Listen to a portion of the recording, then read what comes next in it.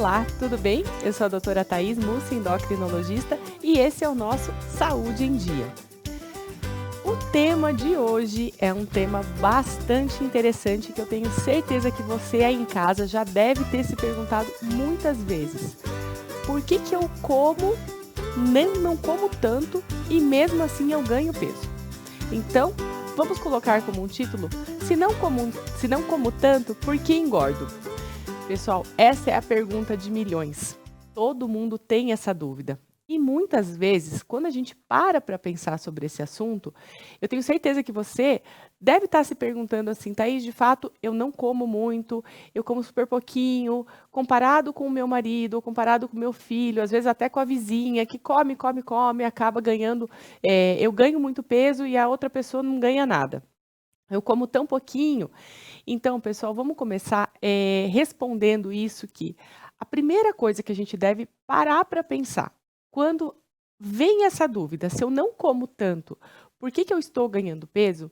É realmente fazer uma autoanálise bem criteriosa disso.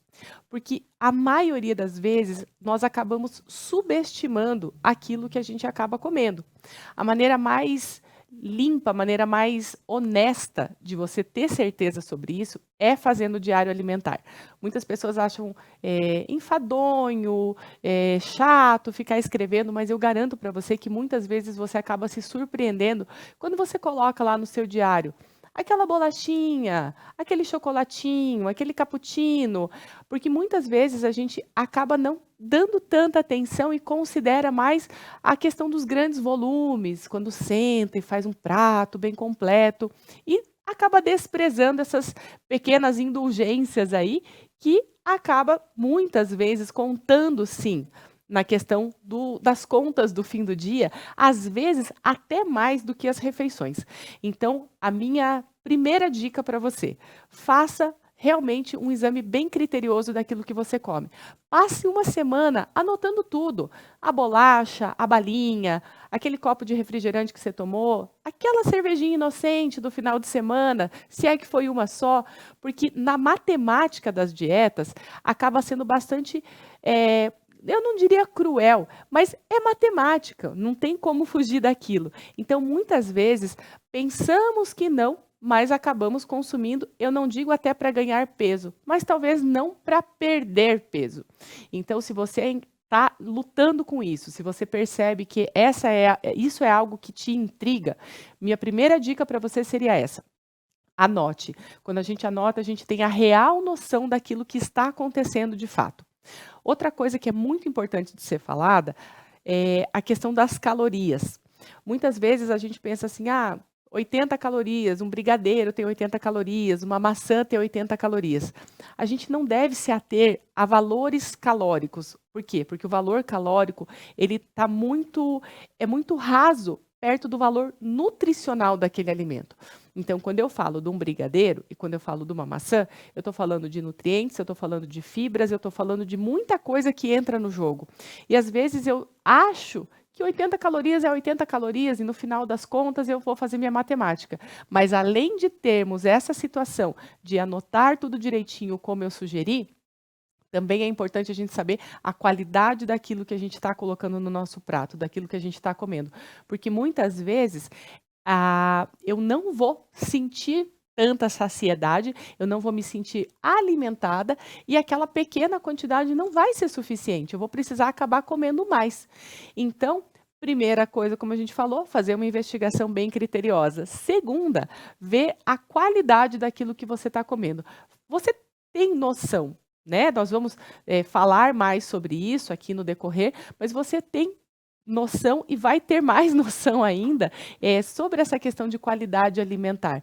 Com isso, o que a gente pode acabar descobrindo? Que muitas vezes o que a gente achava que não comia tanto assim, pode ser que não seja bem essa a conta. Outra coisa que é muito importante, a gente não deve deixar de considerar também fatores hormonais. Os desequilíbrios hormonais, eles acontecem, eles são reais, uma alteração de tireoide, como já falamos algumas vezes, uma alteração, um hipotálamo que esteja mais inflamado, uma resistência leptínica, uma resistência insulínica, tudo isso vai ser abordado com mais riqueza de detalhes, tá? na sequência, mas eu já adianto para vocês que sim, os problemas hormonais de fato existem, mas também quero te deixar tranquilo que responde pela minoria dos problemas daqueles que as pessoas não conseguem perder peso, como é uma queixa bastante comum.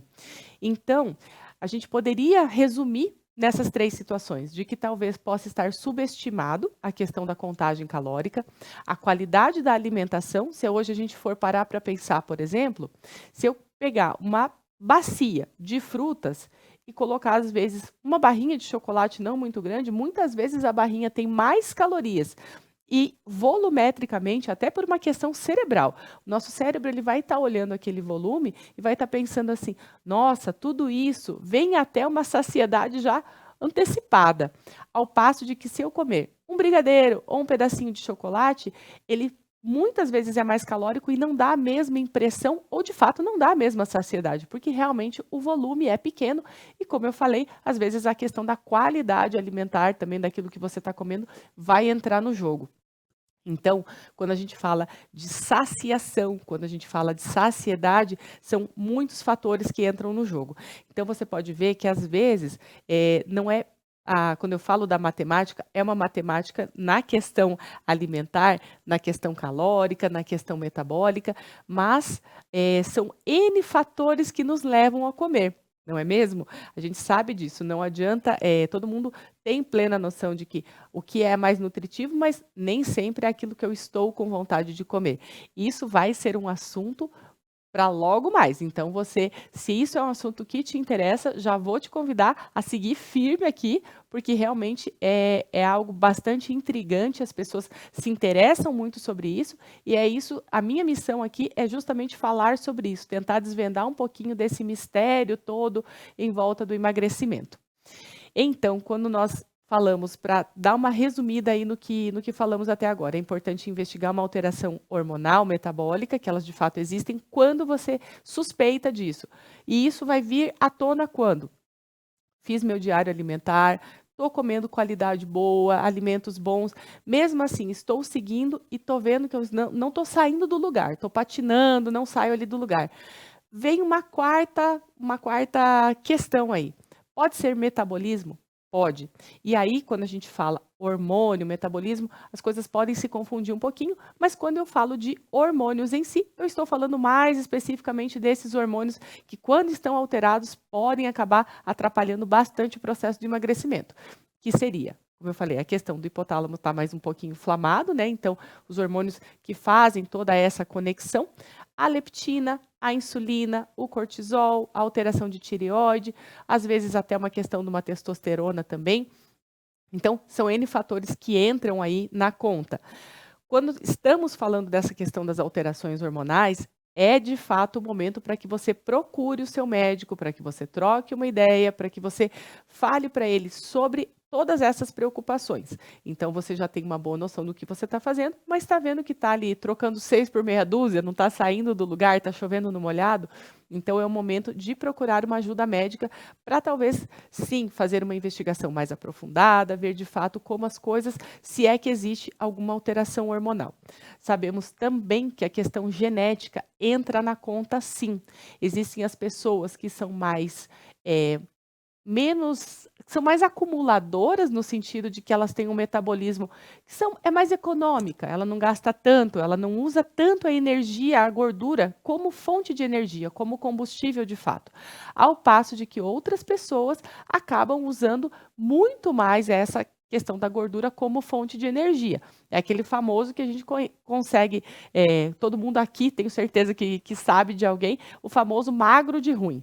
Então, se você tem alguém que você conheça, provavelmente é uma pessoa que usa muito mais a gordura como fonte de energia. E aí é uma pessoa que talvez não tenha tanta dificuldade para se manter no peso e ela acabe até comendo um pouco mais. Por isso que as comparações acabam sendo bastante injustas, porque você tem o seu metabolismo, a sua genética e quando a gente fala de metabolismo, não é só isso que entra na conta. A idade, a altura, o sexo, o nível de atividade física, se você é mais sedentário, se você é uma pessoa que é mais ativa, tudo isso vai entrar na conta também.